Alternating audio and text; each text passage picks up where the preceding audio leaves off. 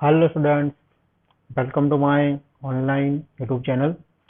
મિત્રો આપણે ચેપ્ટર 3 માં આગળ વધી રહ્યા છીએ। એક આપણે ભાગ કોષ પોટેન્શિયલનો પૂરો કર્યો। વાહકતામાં આપણે લાસ્ટ લેક્ચરમાં અવરોધ, પ્રતિરોધકતા, એનું બીજું નામ છે અવરોધકતા, વાહકતા અને વિશિષ્ટ વાહકતા વિશે આપણે સમજ્યા હતા। હવે એ વાહકતાના ટોપિકમાં મિત્રો આજે આગળ ભણવાનું છે આપણે વાહકતાની માત્રાને આધારે પદાર્થોનું વર્ગીકરણ। તો મિત્રો વાહકતાની માત્રા એટલે કે કયો પદાર્થ વિદ્યુતનું વહન કેટલી માત્રામાં કરશે એના આધારે બરાબર એનું 4 પ્રકારમાં વર્ગીકરણ થાય છે। 4 પ્રકારમાં પહેલો પ્રકાર છે એને આપણે સુવાહક કહીએ છીએ। શું કહીએ છીએ? સુવાહક પદાર્થો અથવા તો વાહક પદાર્થો। બીજાને આપણે અવાહક કહીએ છીએ।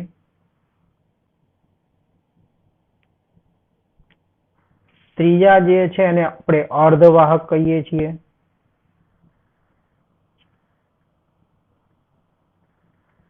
અને જે ચોથો પ્રકાર છે એને આપણે અતિસુવાહકો અથવા તો અતિવાહકો કહી શકાય। બરાબર, અતિસુવાહકો અથવા તો અતિવાહકો કહી શકાય। આ 4 પ્રકારને આપણે સમજીએ। તો પહેલું આપણને આપેલું છે સુવાહક। તો સુવાહક એટલે મિત્રો એવા પદાર્થો કે જેની વાહકતા ઘણી વધારે હોય। બરાબર, વાહકતા જે છે ઘણી વધારે હોય।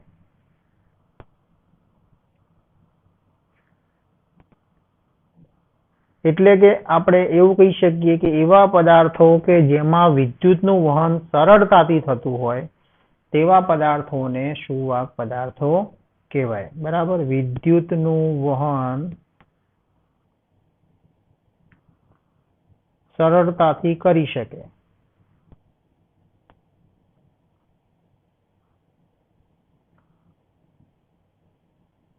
તેવા પદાર્થોને આપણે શું કહીશું? સુવાહક પદાર્થ। અવાહક પદાર્થો કોને કહેવાય? તો જેમાં વિદ્યુતનું વહન શક્ય નથી। બરાબર, એવા પદાર્થો વિદ્યુતનું વહન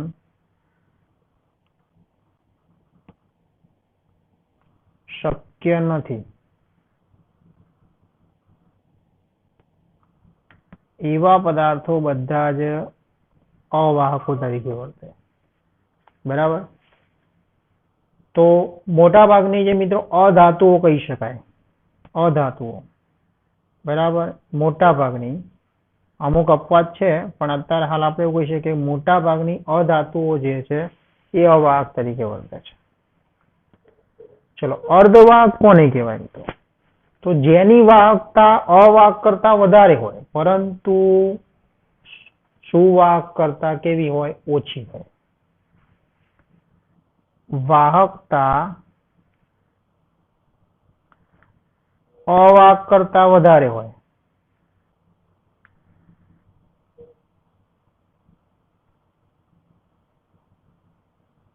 પરંતુ સુવાહક કરતા કેવી હોય? ઓછી હોય।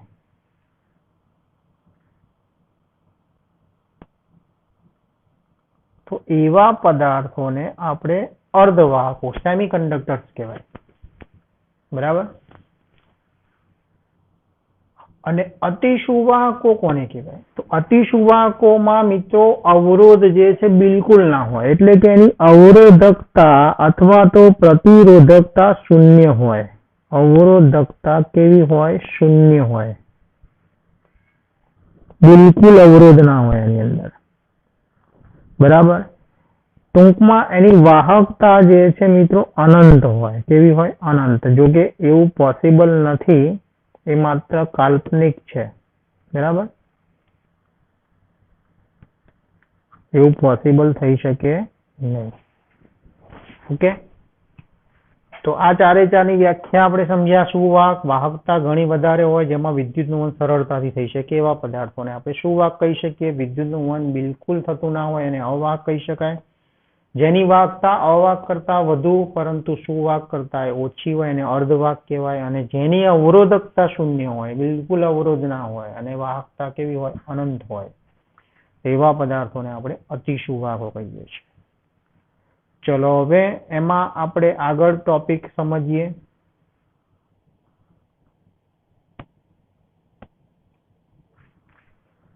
તો સુવાહક પદાર્થોમાં મિત્રો બે ભાગ પડે છે, બરાબર. સુવાહક પદાર્થોમાં બે ભાગ પડે છે. એમાં એક ભાગ જે છે ધાતુઓ છે, બરાબર. ધાતુઓ સુવાહક તરીકે વર્તી શકે, અને બીજું ભાગ છે વિદ્યુત વિભાજ્ય પદાર્થ ધરાવતા દ્રાવણો છે. વિદ્યુત વિભાજ્ય પદાર્થ ધરાવતા દ્રાવણો છે. ઓકે, તો આ બંને સુવાહક તરીકે વર્તી શકે. ચલો, ધાતુમાં જે મિત્રો વિદ્યુતનું વહન થતું હોય એ મુક્ત ઇલેક્ટ્રોનના કારણે થતું હોય.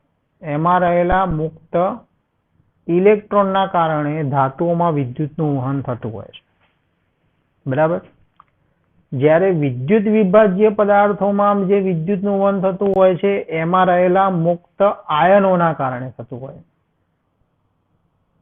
કોના કારણે? મુક્ત આયનો. ખાસ સમજો,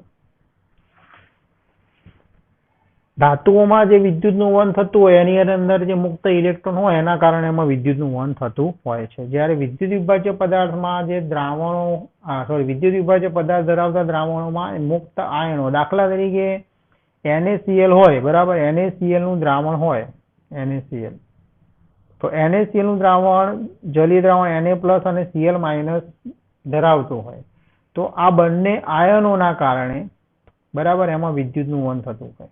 Na+ અને Cl એમાં મુક્ત આયનો હોય. જ્યારે તમે મીઠાને પાણીમાં ઓગાળો ત્યારે એમાં બે આયનો મુક્ત થાય છે, અને એના કારણે મીઠાનું જલીય દ્રાવણ છે મિત્રો સુવાહક છે. પણ મીઠું જે છે મિત્રો કેવું છે? ઘન મીઠું, એ અવાહક છે, બરાબર. પણ એ મીઠાને જ્યારે તમે પાણીમાં ઓગાળો છો ત્યારે એની અંદર Na+ અને Cl- આયનો છૂટા પડે છે, તો એ જે મીઠાનું જલીય દ્રાવણ એ સુવાહક તરીકે વર્તે છે. ઓકે, યુરિયા છે, સમજો. યુરિયાનું સૂત્ર મિત્રો NH2CONH2 છે, પણ આને તમે પાણીમાં ઓગાળો તો એનું વિયોજન થતું નથી, એમાંથી આયનો છૂટા પડતા નથી, બરાબર. એટલે આમાંથી આયનો છૂટા નહીં પડે તો એનું જે દ્રાવણ, જલીય દ્રાવણ, એ વિદ્યુતનો સુવાહક કહી શકાય નહીં. એટલે કે એવા પદાર્થોને, વિદ્યુત વિભાજ્ય પદાર્થને તમે પાણીમાં ઓગાળો ને એમાંથી આયનો મુક્ત થાય, એ મુક્ત આયનના કારણે વિદ્યુતનું વહન થતું હોય તો એ સુવાહક ગણાય. આ ઉપરાંત મિત્રો કેટલીક અધાતુઓ એવી છે, બરાબર. અધાતુ, તો અધાતુમાં આપણને અહીંયા બે અપવાદરૂપ અધાતુ જે છે સુવાહક તરીકે વર્તે છે. એમાં એક છે carbon black. Carbon black, okay. અને બીજી જે છે આપણે બધા જ જાણીએ છીએ ગ્રેફાઇટ, જે અધાતુ છે પણ વિદ્યુતની કેવી છે? સુવાહક. એટલે અપવાદરૂપ તરીકે આ બે અધાતુ જે છે વિદ્યુતની સુવાહક છે. આ ઉપરાંત મિત્રો કેટલાક કાર્બનિક પોલિમર પણ છે કે જે સુવાહક તરીકે વર્તે છે, બરાબર. કેટલાક કાર્બનિક પોલિમર આપણને અહીંયા એના નામ આપેલા છે કે જે સુવાહક તરીકે વર્તે છે. તો એમાં એક છે પોલીએસિટિલિન. પોલીએસિટિલિન, આના મિત્રો આપણે બંધારણ યાદ રાખવાના નથી, માત્ર નામ MCQમાં પૂછી શકાય. બીજું નામ છે પોલીએનિલિન. એનિલિનના અસંખ્ય અણુ જોડાય એટલે પોલીએનિલિન બને. એસિટિલિનના અસંખ્ય અણુ જોડાય તો પોલીએસિટિલિન બને. પોલીપાયરોલ, બરાબર. આ ખાલી નામ આપણે જાણકારી પૂરતું જ છે મિત્રો. અને પોલીથાયોપીન. આ આગળ પોલી શબ્દ વપરાય એટલે અસંખ્ય અણુ એની સાથે જોડાયેલા હોય, એટલું યાદ રાખવાનું. પોલી એટલે ઘણા અણુ એની સાથે જોડાયેલા. તો આ ચારે ચાર કાર્બનિક પોલિમર એવા છે કે જે સુવાહક તરીકે વર્તે છે. વિદ્યુત વિભાજ્ય પદાર્થ ધરાવતા દ્રાવણ કે જેમાં મુક્ત આયનો હોય તો એ સુવાહક તરીકે વર્તે. કેટલીક અધાતુઓ કાર્બન બ્લેક અને ગ્રેફાઇટ એ સુવાહક તરીકે વર્તે છે. અને ધાતુઓના મુક્ત ઇલેક્ટ્રોનની જે છે હાજરીના કારણે ધાતુઓ પણ સુવાહક તરીકે વર્તે છે. ચલો અધાતુની વાત કરીએ તો અવાહકની વાત કરીએ તો અવાહકમાં મોટા ભાગની અધાતુ જે છે અવાહક તરીકે વર્તે છે. આ ઉપરાંત એમાં કાચ આવે, પછી સિરેમિક આવે, કાચ, સિરેમિક અને ટેફલોન. બરાબર, ટેફલોન પણ મિત્રો તમે નામ સાંભળ્યું છે. ટેફલોન કોટિંગ એક પ્રકારનું પ્રવાહી પોલિમર છે. બરાબર, તો આજે ત્રણ જે છે કાચ, સિરેમિક, ટેફલોન અને મોટાભાગની અધાતુ જે છે એ અવાહક તરીકે વર્તે છે.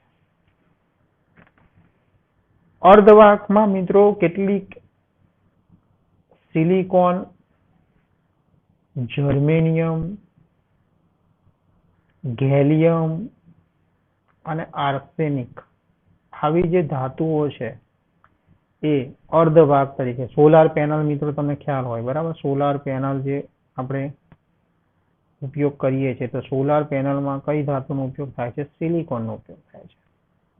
એમાં એનું ડોપિંગ કરવામાં આવે છે. ડોપિંગ જે છે આપણે ભણવામાં આવશે મિત્રો, કે એમાં અશુદ્ધિ ઉમેરીને એને વાહક બનાવવામાં આવે છે. એને આપણે ડોપિંગ કહીએ છીએ. ઓકે. અતિસુવાહકો જે છે મિત્રો એમાં નીચા તાપમાને એટલે કે 0 થી 15 કેલ્વિન તાપમાને, કેટલા? 0 થી 15 કેલ્વિન તાપમાને કેટલીક ધાતુઓ અને મિશ્ર ધાતુઓ, એલોઇડ કહેવાય એને, બરાબર, એલોય. કેટલીક ધાતુઓ અને મિશ્ર ધાતુઓના તમે નામ સાંભળેલા હશે મિત્રો, બરાબર. SS છે, પછી બ્રાસ જે કહી શકાય, આ બધી મિશ્ર ધાતુઓ છે. તો એ નીચા તાપમાને કેટલીક ધાતુ અને મિશ્ર ધાતુઓ જે છે અતિસુવાહકો તરીકે વર્તે છે. અને ઊંચા તાપમાને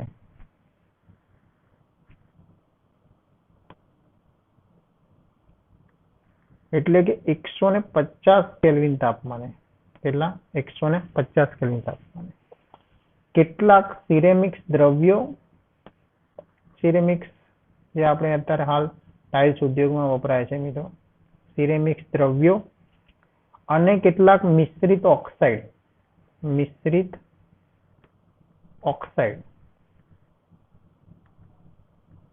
જે શેના તરીકે વર્તે છે? અતિસુવાહક તરીકે.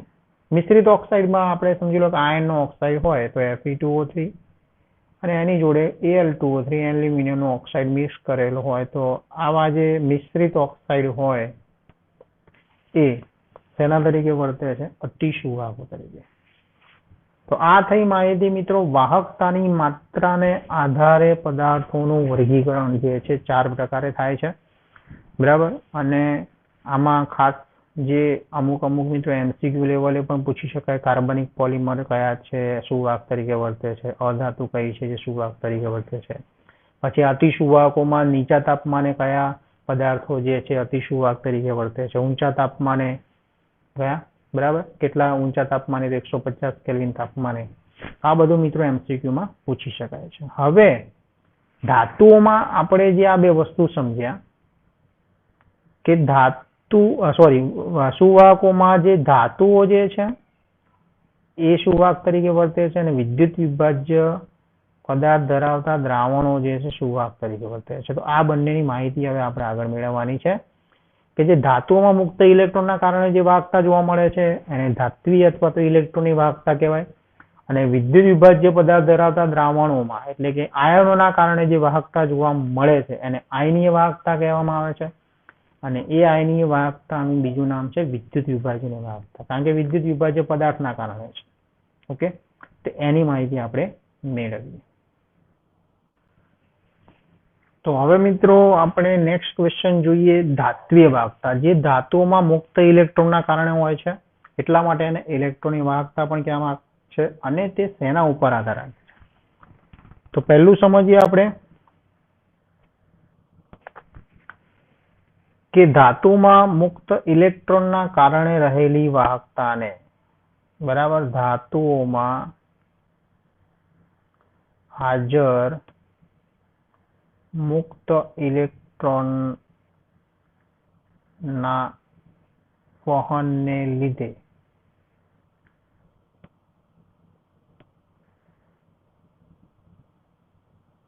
જોવા મળતી વાહકતાને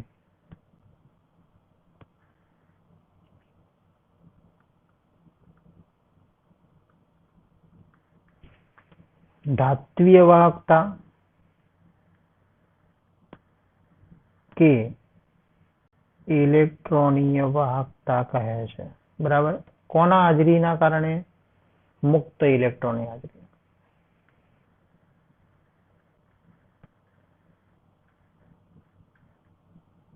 ઓકે. બીજું મિત્રો એમાં ખાસ બાબત સમજવાની છે આપણે કે જ્યારે કોઈ એક વાયર હોય, સમજી લો કે આ એક ધાતુનો સળિયો છે,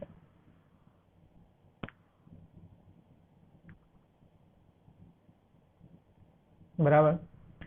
તો આ જે ધાતુનો સળિયો હોય એમાં અહીંયા એક છેડેથી જ્યારે ઇલેક્ટ્રોન પસાર થાય, બરાબર, આ રીતે આગળ ઇલેક્ટ્રોન પસાર થાય અને બીજા છેડે બહાર નીકળી જાય, બરાબર. તો એ દરમિયાન આ જે ધાતુ જે છે, બરાબર, સમજી લો કે આ વાયર જે છે કોપર ધાતુનું બનેલો છે. કઈ ધાતુનો બનેલો છે? કોપર ધાતુનો બનેલો છે, એટલે કે તાંબાનો છે, Cu. તો આમાં તમે ગમે તેટલો સમય તમે આમાં વિદ્યુત વહન પસાર કરશો, બરાબર, વિદ્યુત પ્રવાહ પસાર કરશો, તો એ ઇલેક્ટ્રોન અહીંયા એક છેડેથી પસાર થશે, બરાબર, આ છેડેથી પસાર થાય અને આ છેડેથી બહાર નીકળી જાય. તો એ દરમિયાન આ જે કોપર ધાતુ જે છે, બરાબર, જે વાયર બનેલો છે કોપર, એના સંગઠનમાં કોઈ ફેરફાર થતો નથી, એટલે કે એમાં કોઈ રાસાયણિક ફેરફાર ના થાય. એ કોપરનો જ રહે, પછી એલ્યુમિનિયમનો ના બની જાય, એની સાથે કોઈ રાસાયણિક પ્રક્રિયા ના થાય, બરાબર. એટલે આપણે એવું લખી શકીએ કે જ્યારે ધાતુમાં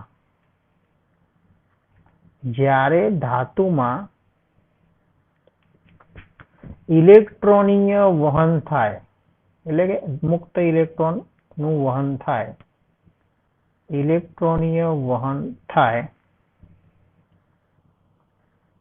ત્યારે ઇલેક્ટ્રોન ધાતુના એક છેડેથી દાખલ થઈ, ધાતુના એક છેડેથી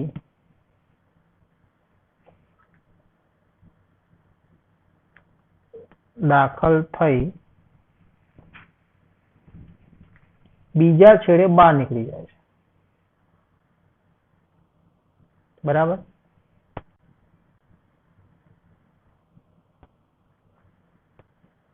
પરંતુ આ દરમિયાન એ જે ધાતુ છે એનું સંગઠન બદલાતું નથી, પરંતુ આ દરમિયાન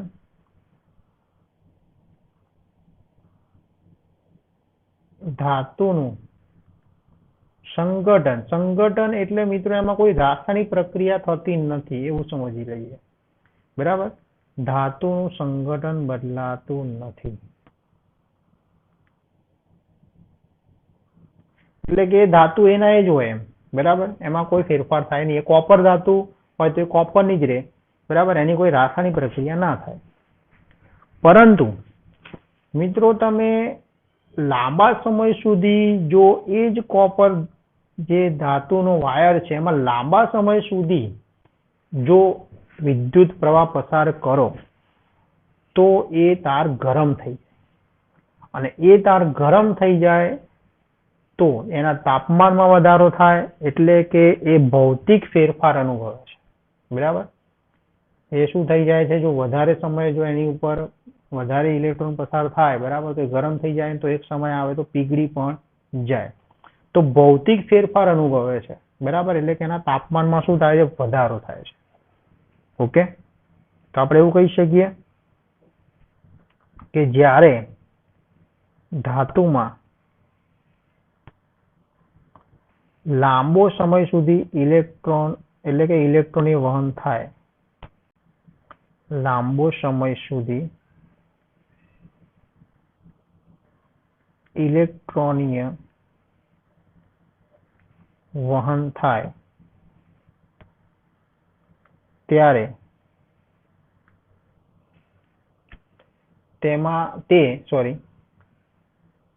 ભૌતિક ફેરફાર અનુભવે છે. કેવો? ભૌતિક. રાસાયણિક ફેરફાર નથી અનુભવતો, એ કોપરનો જ રહે, બરાબર, પરંતુ એ પીગળી શકે એટલે કે એનો ભૌતિક ફેરફાર બદલાય, ભૌતિક ફેરફાર અનુભવે છે. અને તેના તાપમાનમાં પણ વધારો થાય છે, તાર ગરમ થઈ જાય, બરાબર, તાપમાનમાં પણ વધારો થાય છે. તમને ખ્યાલ હોય લાંબો સમય સુધી જો કોઈ વાયર હોય ને એમાં વિદ્યુત પ્રવાહ વહેતો હોય લાંબો સમય સુધી, તો એ તાર ગરમ થઈ જાય. ઓકે, હવે આ સમજ્યા આપણે ધાત્વીય વાહકતા અને ઇલેક્ટ્રોનની વાહકતા. હવે એ જે છે એ કયા પરિબળો ઉપર આધાર રાખે છે, બરાબર, ઇલેક્ટ્રોનીય વાહકતા, ધાત્વીય વાહકતા કે ઇલેક્ટ્રોનીય વાહકતા.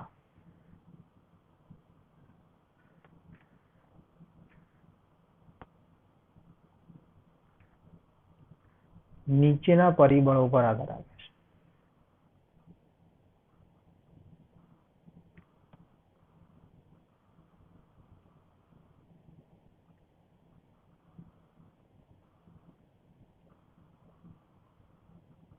તો એમાં પહેલું પરિબળ છે, ખાસ સમજો, ધાતુનો સ્વભાવ. ધાતુનો સ્વભાવ. ચલો, ધાતુનો સ્વભાવ એટલે એ ધાતુ જે છે એ કેટલા સરળતાથી ઇલેક્ટ્રોનને મુક્ત કરે છે, એટલે કે એની ઇલેક્ટ્રોન મુક્ત કરવાની સરળતા ઉપર આધારિત છે. ઇલેક્ટ્રોન મુક્ત કરવાની સરળતા. ઘણી ધાતુઓ સરળતાથી ઇલેક્ટ્રોન મુક્ત ના કરી શકે, બરાબર, જ્યારે ઘણી ધાતુઓ ઇલેક્ટ્રોન સરળતાથી મુક્ત કરી શકે. તો એ જે છે ધાતુના સ્વભાવ ઉપર આધાર રાખે છે. બીજો જે પરિબળ છે એ તાપમાન ઉપર છે. તેના ઉપર આધાર રાખે? તાપમાન. તો તાપમાન ઉપર તે કઈ રીતે આધારિત છે? તો મિત્રો, તાપમાન વધશે, તાપમાન વધે બરાબર, તેમ વાહકતા ઘટશે. હવે આને આપણે સમજીએ, તાપમાન વધશે તો વાહકતા કેમ ઘટે. તો તમે મિત્રો સમજો કે જે ધાતુનો તાર હતો, બરાબર, એમાં ઇલેક્ટ્રોન પસાર થશે. હવે સમજી લો કે એની અંદર તાપમાન વધી જાય, તાર ગરમ થઈ જાય, તો એની અંદર રહેલા ઇલેક્ટ્રોન છે ને અથડામણ અનુભવે, બરાબર. ઇલેક્ટ્રોન શું કરે? અથડામણ અનુભવે. અને ઇલેક્ટ્રોન વચ્ચે અથડામણ વધી જાય એટલે અવરોધ વધી જાય. શું થઈ જાય? અથડામણ વધી જાય એટલે અવરોધ શું થઈ જાય? વધે. અને અવરોધ વધે તો આપણે આગળ સમજ્યા છીએ વાહકતા શું થાય? ઘટે. ઓકે, એટલે ઇલેક્ટ્રોનની અથડામણના કારણે અવરોધમાં વધારો થાય, અને અવરોધમાં વધારો થાય એટલે વાહકતા શું થાય? ઘટે છે. ચલો, ત્રીજો પરિબળ છે એમાં પ્રતિ પરમાણુ સંયોજકતા ઇલેક્ટ્રોનની સંખ્યા. ધાતુમાં જે પ્રતિ પરમાણુ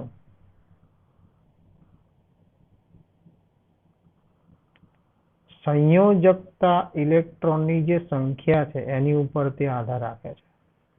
સંયોજકતા ઇલેક્ટ્રોન એટલે એની બાહ્યતમ કક્ષામાં જે ઇલેક્ટ્રોન હોય એ જ, બરાબર. સમજી લો કે સોડિયમ છે તો એની બાહ્યતમ કક્ષામાં એક ઇલેક્ટ્રોન છે, બરાબર.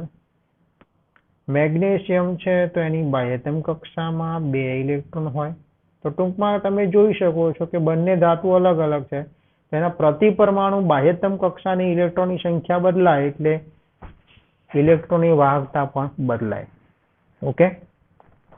અને ચોથું પરિબળ જે કહી શકીએ આપણે એ ધાતુનું બંધારણ છે મિત્રો.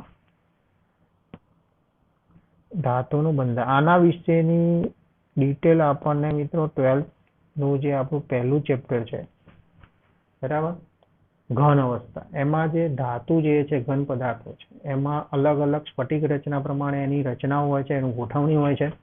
તો એ ગોઠવણી પ્રમાણે એ ધાતુનું માં વિદ્યુતનું વહન કેવી રીતે થશે એ આધારિત છે. ઓકે. તો ધાત્વિય વાહકતા અને ઇલેક્ટ્રોનની વાહકતા જે છે મિત્રો આપણે સમજ્યા. બંને એક જ નામ છે. મુક્ત ઇલેક્ટ્રોનના વહનના લીધે જે વાહકતા જોવા મળે છે તે ખાસ તો 4 પરિબળો છે, બરાબર, એ ધ્યાનમાં આપણે રાખીશું. ચલો નેક્સ્ટ, હવે વિદ્યુત વિભાજ્ય દ્રાવણોમાં જોવા મળતી વાહકતાને આપણે આયનીય વાહકતા કે વિદ્યુત વિભાજ્યની વાહકતા કહીએ છીએ, એના વિશે સમજીએ. તો આયનીય, જેનું બીજું નામ છે વિદ્યુત વિભાજ્યની વાહકતા, તો વિદ્યુત વિભાજ્ય દ્રાવણોમાં રહેલા આયનોના કારણે જોવા મળે છે. તો એની વ્યાખ્યા લખી શકાય કે જલીય દ્રાવણમાં હાજર કેવા આયનો?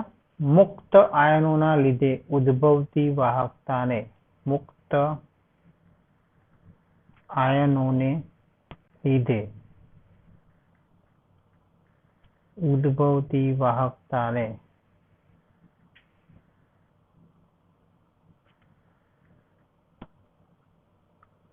આયનીય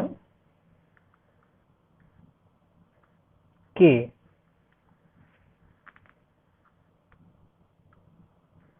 વિદ્યુત વિભાજનીય વાહકતા કહેવામાં આવે છે.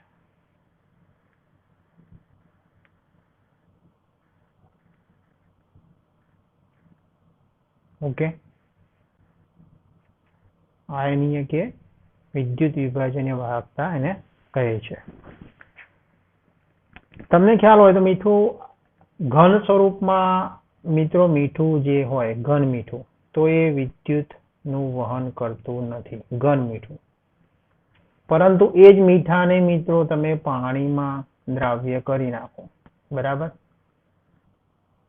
એ જ મીઠાને તમે પાણીમાં દ્રાવ્ય કરીને એનું દ્રાવણ બનાવવામાં આવે તો એનું જલીય દ્રાવણ તૈયાર થાય. આ જે બન્યું એ મીઠાનું જલીય દ્રાવણ કહેવાય, બરાબર. તો મીઠાનું જલીય દ્રાવણની અંદર Na+ અને Cl- આયનો રહેલા હોય, બરાબર. Na+ અને Cl- એ આયનો એની અંદર મુક્ત થાય. તો આ જે મુક્ત આયનોના કારણે એ મીઠાનું જલીય દ્રાવણ જે છે સુવાહક હોય છે, જ્યારે ઘન મીઠું કેવું હોય છે? અવાહક હોય છે, બરાબર. ઘન મીઠું કેવું હોય છે? અવાહક હોય છે. તો ખ્યાલ આવી ગયો મિત્રો. એમાં રહેલા મુક્ત આયનોના કારણે જે વાહકતા જોવા મળે છે એને આપણે વિદ્યુત વિભાજનીય વાહકતા અથવા તો આયનીય વાહકતા, કારણ કે આયનીકરણના કારણે ઉદ્ભવે છે. મિત્રો શુદ્ધ પાણી જે હોય છે, શુદ્ધ પાણી એ વિદ્યુતનું મંદ વાહક હોય છે. કેમ? કારણ કે 298 કેલ્વિન તાપમાન એટલે કે પ્રમાણિત તાપમાને એમાં રહેલા H+ અને OH- ની સાંદ્રતા કેટલી હોય છે આપણે ભણેલા છે, 10⁻⁷ મોલર. બહુ જ ઓછી સાંદ્રતા કહેવાય. તો પરિણામે એની જે વાહકતા છે મિત્રો, બરાબર, એની વાહકતા પણ બહુ જ ઓછી મળે છે. કેટલી? તો 3.5 ગુણ્યા 10⁻⁵. બહુ જ ઓછી કહેવાય. સિમેન્સ મીટર ઇન્વર્સ એનો એકમ છે વાહકતાનો. બરાબર. આ વાહકતા જે છે એ મિત્રો ઘણી ઓછી કહેવાય. એટલા માટે શુદ્ધ પાણી છે વિદ્યુતનું મંદ વાહક છે. હા, પણ એમાં જો તમે વિદ્યુત વિભાજ્ય પદાર્થ ઉમેરો અને પછી એ જે જલીય દ્રાવણ બને તો એ કેવું હોય છે? વિદ્યુતનું વાહક હોય છે, સુવાહક હોય છે. ઓકે, ચલો હવે આગળ વધીએ તો આ જે આયનીય વાહકતા છે એ કયા પરિબળો ઉપર આધાર રાખે છે? આધાર રાખતા પરિબળો.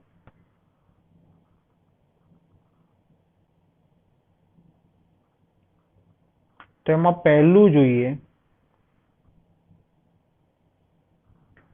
વિદ્યુત વિભાજ્ય પદાર્થનો સ્વભાવ. બરાબર.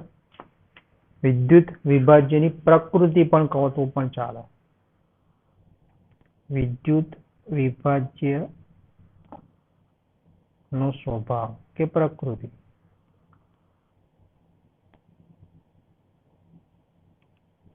ચલો એને આપણે કઈ રીતે સમજી શકીએ? તો વિદ્યુત વિભાજ્યનો સ્વભાવ એટલે કે આપેલ વિદ્યુત વિભાજ્ય પદાર્થ છે એ પ્રબળ છે કે નિર્બળ છે. બરાબર, બે હોઈ શકે, કાં તો પ્રબળ કાં તો નિર્બળ.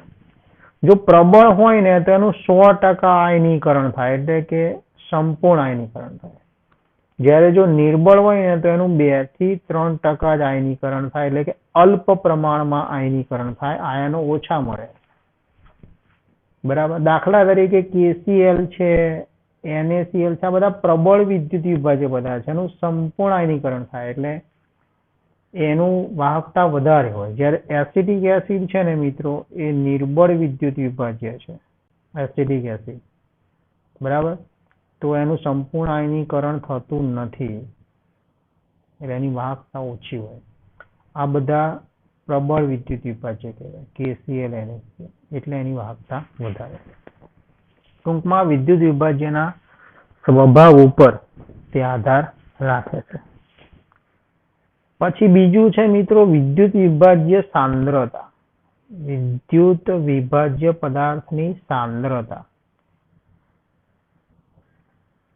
એટલે કે આપેલ વિદ્યુત વિભાજ્ય પદાર્થ જે છે બરાબર એ કેટલો સાંદ્ર છે, એમાં કેટલો વધારે પ્રમાણમાં પદાર્થ ઓગળેલો છે. બરાબર, આપેલ દ્રાવણ એની ઉપર આધાર રાખે. અને એની માહિતી આપણે આ ચેપ્ટરમાં મિત્રો આગળ મેળવીશું આલેખ દ્વારા. વિસ્તૃત સમજૂતી આપણે મેળવવાની છે આલેખ દ્વારા. બરાબર, આની આગળ માહિતી આવશે. ચલો ત્રીજું પરિબળ જોઈએ તો એ છે તાપમાન. આપણે ધાત્વિય વાહકતામાં સમજ્યા તાપમાન વધે તો વાહકતા ઘટે, પણ અહીંયા ઊંધું છે. અહીંયા તાપમાન વધે તો વાહકતા પણ વધશે જ. સમજો ખાસ. બરાબર, તાપમાન વધશે તો જોડે જોડે વાહકતા પણ વધશે જ. કેમ? તો મિત્રો જેટલું તાપમાન વધારવામાં આવશે તો એમાં રહેલા મુક્ત આયનો ઝડપથી છૂટા પડશે અને મુક્ત આયનો જેટલા વધારે એટલી જ વાહકતા વધારે. બરાબર, તાપમાન વધવાથી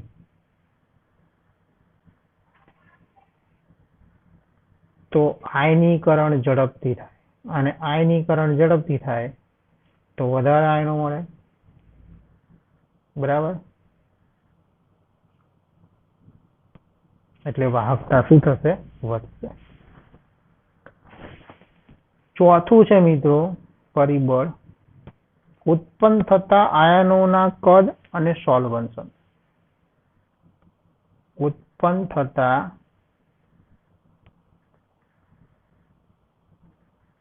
આયનોના કદ અને સોલ્યુશન. મિત્રો તમને ખ્યાલ હોય કે તમે જ્યારે જલીય દ્રાવણની અંદર કોઈ પદાર્થ ઓગાળો છો, દાખલા તરીકે આની જ વાત કરીએ આપણે, મીઠાનું જલીય દ્રાવણ છે. બરાબર, તો મીઠાની જલીય દ્રાવણની અંદર Na+Cl- હોય, આ ઉપરાંત H+ અને OH- પણ હોય. તો જ્યારે આમાં શું થાય કે Na+ ધન આયનની આજુબાજુ OH- આયનો વીજળાઈ જાય અને Cl- ની આજુબાજુ H+ આયનો વીજળાય. આ ઘટનાને સોલ્વેશન કહેવાય. બરાબર, ધન આયનની આસપાસ ઋણ આયનો વીંટળાઈ જાય અને ઋણ આયનની આસપાસ ધન આયન. તો આમાં શું હોય, જે આયનનું કદ નાનું હોય મિત્રો, સમજો બરાબર, જે આયનનું કદ નાનું હોય એની આજુબાજુ જો મોટા આયનો જે છે આ રીતે વીંટળાઈ જાય એમ કરી, બરાબર, તો આ જે નાના કદનું જે આયન છે એને પછી આ મોટા કદના જે આયનોને લઈને ફરવું પડે, એટલે ટૂંકમાં એનું વજન વધી જાય. વજન વધી જાય એટલે મુક્ત રીતે ના ફરી શકે, બરાબર. નાના કદનો આયન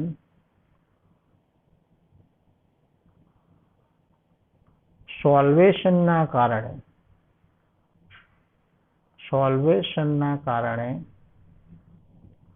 મુક્ત રીતે ફરી શકતો નથી, કારણ કે એનું વજન વધી જાય એટલે એની કેપેસિટી પ્રમાણે એ ફરી શકે નહીં, કારણ કે આજુબાજુમાં મોટો આયન વીંટળાઈ ગયો. મુક્ત રીતે ફરી શકે નહીં, અને મુક્ત રીતે ના ફરી શકે એટલે મુક્ત આયનો ઓછા મળે, અને મુક્ત આયનો ઓછા મળે તો વાહકતામાં શું થાય, ઘટાડો થાય, બરાબર. એટલે કે ટૂંકમાં વાહકતા ઘટે. ઓકે, ખ્યાલ આવી ગયો મિત્રો.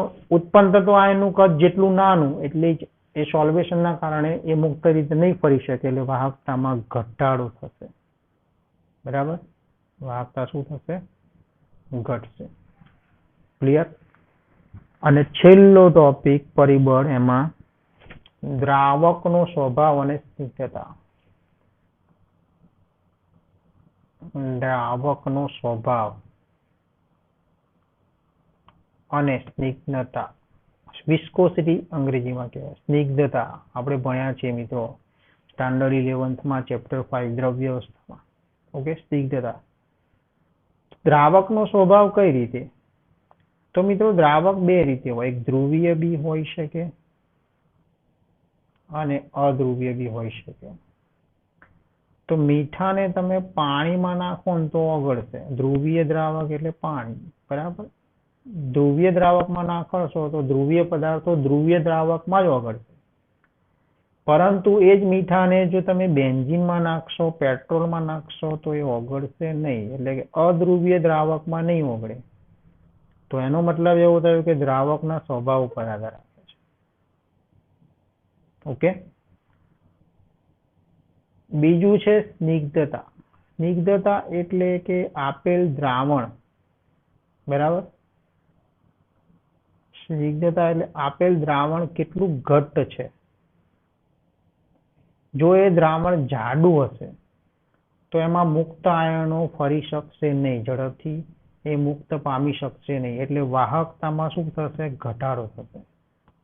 જેટલું જાડું દ્રાવણ એથી મુક્ત આયનો ફરી શકશે નહીં, અને મુક્ત આયનો ઝડપથી ના ફરી શકે તો વાહકતા શું થાય, ઘટે. ઓકે, તો અહીંયા મિત્રો ખાસ મેં તો તમને વિસ્તૃત સ્વરૂપમાં સમજાવ્યા છે પાંચે. આપણે તો માત્ર લખવાના જ રહેશે કે કયા પરિબળ ઉપર આધાર રાખે, પણ સમજવું બી જરૂરી છે, બરાબર. તો 5 પરિબળમાં વિદ્યુત વિભાજનના સ્વભાવ ઉપર આધાર રાખે, વિદ્યુત વિભાજનની સાંદ્રતા ઉપર, તાપમાન, ઉત્પન્ન થતા આયનોના કદ અને સોલ્વેશન ઉપર આધાર રાખે, બરાબર. અને દ્રાવકનો સ્વભાવ અને સ્નિગ્ધતા ઉપર આધાર રાખે. ઓકે, તો આ થયું મિત્રો આયની અને વિદ્યુત વિભાજ્ય વાહકતા. હવે આપણે નેક્સ્ટ લેક્ચરમાં મિત્રો જે ટોપિક ભણવાનો છે, તો એ ટોપિકની જરૂરિયાત કેમ ઊભી થઈ? તો મિત્રો ધાતુમાં જે ઇલેક્ટ્રોનનું જે વહન થાય છે, વિદ્યુતનું વહન, તો એનું વાહકતા જે માપવા માટે એનો જે અવરોધ જે છે, બરાબર, એ વિસ્ટર્ન બ્રિજથી માપી શકાય છે, બરાબર, અને એની ઉપરથી એની વાહકતા માપી શકાય. પરંતુ દ્રાવણોમાં જે મિત્રો વિદ્યુતીય વાહકતા જોવા મળે છે ને, એનું જે માપન છે વિસ્ટર્ન બ્રિજ વડે નથી કરી શકાતું, એટલે કેટલીક સમસ્યાઓ નડે છે, અને એ સમસ્યાના નિવારણ માટે આપણે નેક્સ્ટ થિયરી સમજવાની છે. ઓકે, તો નેક્સ્ટ લેક્ચરમાં આપણે મળીશું. તમને જો મિત્રો આ વિડીયો ગમ્યો હોય તો લાઈક કરો, શેર કરો, સબસ્ક્રાઇબ કરજો, જરૂરી કોમેન્ટ પણ કરજો. Thank you.